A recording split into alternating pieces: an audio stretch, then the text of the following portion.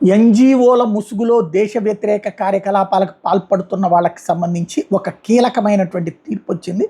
ఈ అంశం మీద చాడా శాస్త్రి గారికి సంబంధించిన ఒక కథనం చూద్దాం. మొన్న మనం ఆ రోజున న్యాయమూర్తి ఇచ్చినటువంటి ఆదేశాల గురించి మాట్లాడుకున్న డీటెయిల్డ్ వ్యవహారాలు. సుప్రీంకోర్టు కూడా ఇప్పటివరకు ఈ దేశ భద్రతా విషయం మీద దృష్టి సారించలేదు. కానీ ఒక ట్రయల్ కోర్టు జడ్జి ఒక కుట్రని, వాళ్ళ అపవిత్రమైన సంబంధాన్ని బయట పెట్టడానికి శాసించారు. ఎన్‌జీఓలకి, దేశ వ్యతిరేక శక్తులకి మధ్యన నీతి లేని డబ్బు కక్కుర్తి న్యాయవాదులు దేశ భద్రత తూట్లు పొడుస్తున్న విధానాన్ని గురించి ప్రస్తావించారు. ఆయనే NIA court special judge justice Vivekananda Sharan Tripathi, VS Tripathi. జనవరి 26, 2018 కాస్గంజ్లో అభిషేక్ అలియా చంద్రగుప్తా అనే అతని దారుణమైన హత్యలో 28 మంది ముస్లిం సమాజానికి చెందిన నిందితుల్ని దోషులుగా నిర్ధారించి జనవరి 3, 2025 వాళ్ళకి జీవిత ఖైదు విధించారు.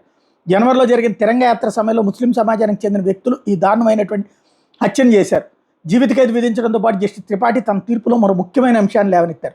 అది ఖరీదైన న్యాయవాదులు డబ్బు కోసం ఎవరి కోసమైనా ప్రాతినిధ్యం వహించడానికి సిద్ధంగా ఉండడం అనే అంశం.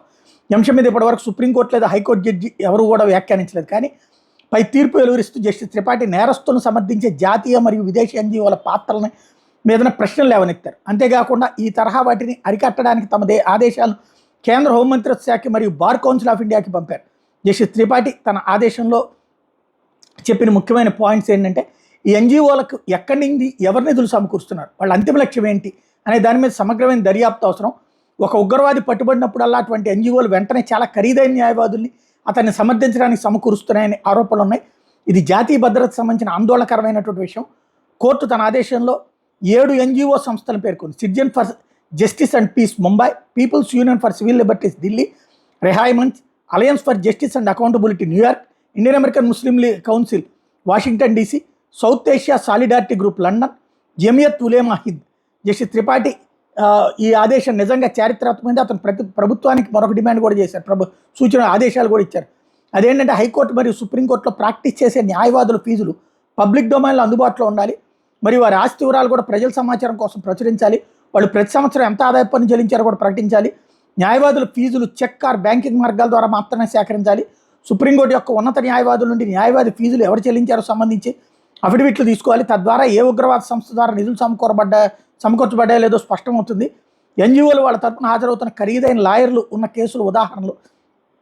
అడ్వకేట్ అశ్విని ఉపాధ్యాయ రోహింగ్యా బంగ్లాదేశ్ చొరబాటును డిపోర్ట్ చేయాలని కోరుతూ 2010 నుండి ఈ మధ్య వరకు పెండింగ్లో ఉన్న పిటిషన్.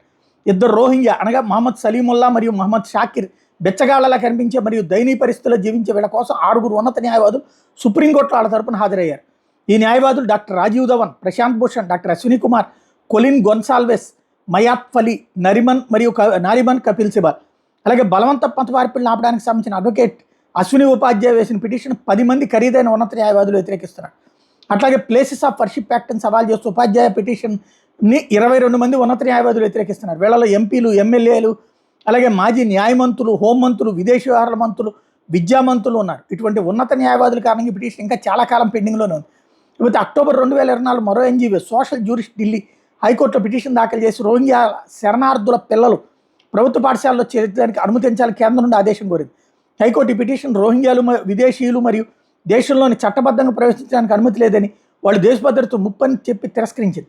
దీని మీద ఎన్‌జీఓ సుప్రీంకోర్టును ఆశ్రయించింది. సుప్రీంకోర్టు రోహింగ్యాల పిల్లలకు విద్య అందించబడుతున్నట్టు తీర్పు చెప్పింది.